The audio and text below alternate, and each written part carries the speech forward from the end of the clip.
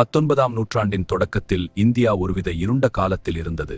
தேவையற்ற சடங்குகள், மூட நம்பிக்கைகள் மற்றும் சமூக கொடுமைகள் மக்களை கட்டிப்போட்டிருந்தன.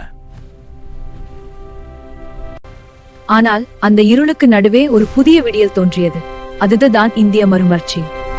இந்திய மறுமலர்ச்சியின் தந்தை என்று அழைக்கப்படும் ராஜாராம் மோகன் ராய் வங்காளத்தில் ஒரு புதிய புரட்சியினர் தொடக்கம்.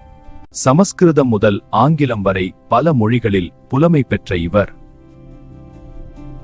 பகுத்தறிவு மற்றும் மனிதநேயத்தை வலியுறுத்தினார். ஒரே கடவுள் என்ற கோட்பாட்டை அவர் முன்வைத்தார். பெண்களுக்கு இழைக்கப்பட்ட மிகப்பெரிய கொடுமையான உடன்கட்டை ஏறும் சதிமுறைக்கு எதிராக அவர் போர்க்கொடி தூக்கினார்.